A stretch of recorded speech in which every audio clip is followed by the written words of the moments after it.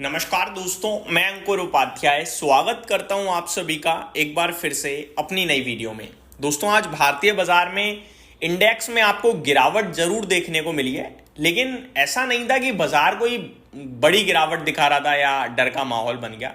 Neutral तेजी में जाते जाते एक हल्की सी डिप आ गई और इस डिप के पीछे भी कुछ पर्टिकुलर रीजंस थे। मैं आप सभी के साथ कुछ बड़े कारण शेयर करना चाहूंगा। एक्चुअली में अगर मैं नोटिस करूं तो आज बाजार नहीं गिरा, आज 3 स्टॉक्स गिरे हैं।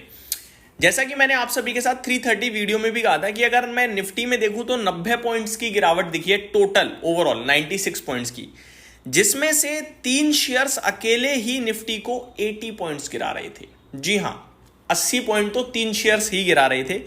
बाकी के अगर मैं ओवरऑल शेयर्स की बात करूं तो निफ्टी में अराउंड आज 32 शेयर्स नेगेटिव थे और 3 शेयर 80 पॉइंट्स गिराने का कंट्रीब्यूशन दे रहे थे। 18 स्टॉक्स जो पॉजिटिव थे उसमें टॉप गेनर अदानी एंटरप्राइजेस था, उसका वेटेज निफ्टी में कोई ज्यादा खास नहीं है।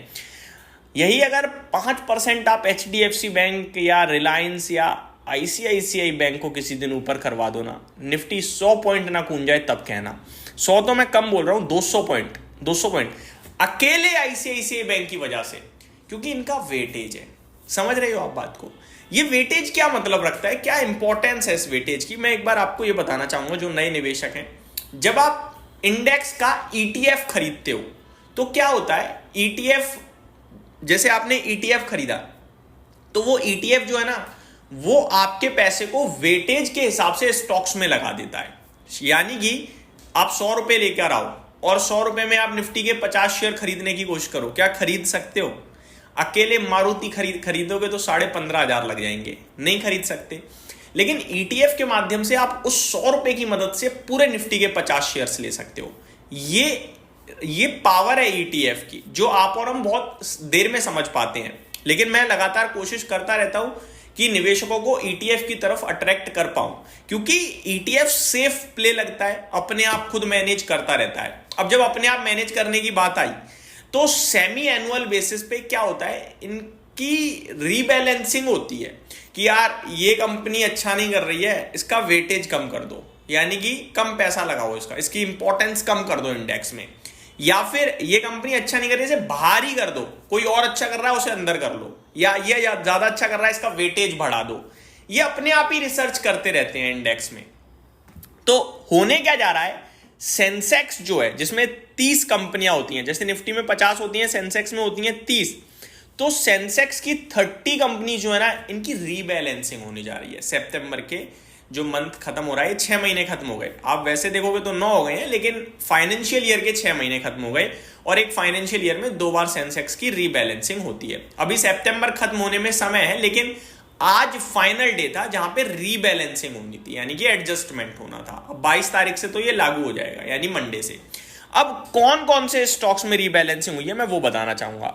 अगर आप नोटिस करें सेंसेक्स को तो आज 387 पॉइंट्स गिरकर बंद हुआ है सेंसेक्स आज आपके लिए। ठीक है जी, सेंसेक्स तो भैया आपके लिए गिरकर बंद हुआ है 387 पॉइंट्स। और जो आज का टॉप गेनर था या टॉप लूजर था, वो अगर आप देखोगे तो आज सबसे ज्यादा गिरा है एचसीएल टेक सेंसेक्स में, फिर आईसीआईसीआई बैंक, फिर ट्रेंट, फिर टाइटन, फिर कोटक बैंक, फिर हिंदुस्तान यूनिलीवर, फिर एमएनएम और फिर एचडीएफसी बैंक। अगर मैं परसेंटेज टर्म्स की बात करूं तो आईसीआईसीआई बैंक गिरा है 1.25% और एचडीएफसी बैंक गिरा है करीब करीब 1%। और अगर रिलायंस इंडस्ट्रीज की बात करें तो यहां पे कोई बड़ी गिरावट तो नहीं देखने को। इनफैक्ट रिलायंस की बात करें तो रिलायंस शायद हरे निशान में बंद हुआ है, जहां तक मुझे लगता है। नहीं, रिलायंस भी लाल निशान में ही है, 0.5% नीचे रिलायंस का शेयर बंद हुआ है। ये 3 ऐसे दिग्गज हैं जिनका वेटेज तो हद से ज्यादा है सेंसेक्स में, और इन तीनों का वेटेज कम हो रहा है आज। That means outflow in stocks में सेलिंग, और इस आउटफ्लो की वजह से भी आज थोड़ा दिक्कत परेशानी दिखी है इंडेक्स में। बट ये एक दिन की कहानी है, ज्यादा समय की नहीं है। मैं एक बार आपको सेंसेक्स के 30 स्टॉक्स का वेटेज बताना चाहूंगा सो दैट आप और अच्छे से समझ पाओ।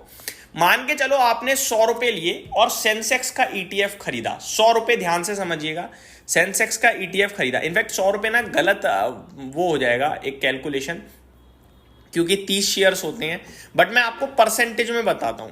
100 रुपए में से जो आप ETF खरीदोगे ना सेंसेक्स का, तो 100 रुपए में से 15 रुपए, 15.5 रुपए तो HDFC बैंक में जाएंगे, क्योंकि HDFC बैंक का वेटेज है 15.5% का। समझ रहे हो? यानी 100 में से 15.5 तो एक ही शेयर में चले गए। दूसरे नंबर पे ICICI बैंक, 10.5 रुपए ICICI बैंक में गए, यानी 30 शेयर्स हैं टोटल सेंसेक्स में। आपने 100 रुपए ETF खरीदा और उस 100 रुपए में से करीब आपके 26 रुपए जो है, 26 रुपए 3 पैसे स्पेसिफिकली 2 शेयर्स में जा चुके हैं। सोचो, अब आपके केवल 74 रुपए रह रहे हैं भाई साहब, जो बाकी 28 कंपनियों में जाएंगे। और उसके बाद जो है रिलायंस इंडस्ट्रीज में 9 रुपए 80 पैसे चले जाएंगे, यानी 3 शेयर्स में आपके चले गए करीब 36 रुपए 3 शेयर्स में। अब बचे 64 रुपए। अब 64 रुपए जाएंगे आपके बाकी 27 कंपनी में। अब मान के चलो वो 27 कंपनियां तो अच्छा कर रही हैं, लेकिन ये 3 कंपनियां खराब कर जाएं तो आपका पैसा बनने में थोड़ा समय लग जाएगा, क्योंकि भैया आप 36 रुपए तो खराब कर रहे हैं, बाकी 27 कंपनी अच्छी कर रही है, वो 64 रुपए अच्छा कर रही है। यानी 50% ऑलमोस्ट आपका एक तरफ है और 3 शेयर्स में, और आप जो आपका टोटल अमाउंट है 27 कंपनी में, उसका 50% तो 3 कंपनियों में है। तो ये वेटेज की कहानी है सारी की सारी। और अगर आप नोटिस करो तो ये 3 के 3 शेयर्स आज लाल निशान में थे, और वो भी हैवी, 1-1.5% नीचे थे। रिलायंस आधा % नीचे था। प्लस अब मैं आता हूं रीबैलेंसिंग में। इन तीनों में ही क्या है, वेटेज घटने जा रहा है। आज HDFC बैंक में करीब 1.8 करोड़ रुपीस का, 1.8 करोड़ डॉलर का आउटफ्लो होगा, क्योंकि वेटेज कम हो रहा है। रिलायंस में 1.2 करोड़ रुपीस, 1.2 करोड़ डॉलर का, 1.2 करोड़ डॉलर का आउटफ्लो होगा, क्योंकि वेटेज कम हो रहा है। और ICICI बैंक में 0.9 करोड़ डॉलर्स का आउटफ्लो होगा, क्योंकि वेटेज कम हो रहा है। बढ़ किसका रहा है? भारतीय एयरटेल का 5.1 करोड़ का इन्फ्लो संभव है। 5.1 करोड़ डॉलर का बड़ा वेटेज इंक्रीज हो रहा है इसका। ITC में 3.6 करोड़ डॉलर का वेटेज इंक्रीज, रुपये, एक तो ये करोड़ भी है रुपये भी है, बड़ा कंफ्यूजन हो रहा है, डॉलर भी है सॉरी। 3.6 करोड़ डॉलर का इनफ्लो आता हुआ दिखेगा। एंड बजाज फिनसर्व में 1.6 करोड़ डॉलर का इनफ्लो आएगा। तो ये पूरी कहानी थी आज की, जो मैंने आपके साथ डिस्कस करी। तो 3 कल्प्रिट जो थे वो एक्चुअली में कल्प्रिट नहीं थे, वो रीबैलेंसिंग की वजह से आज पिट गए हैं। बट मंडे से चीजें सुधरनी चाहिए। यहीं समाप्त करता हूं आपके लिए इस वीडियो को। उम्मीद करता हूं डिटेल्स डेटा पसंद आया होगा। Thank you so much for watching this video. Have a great day guys.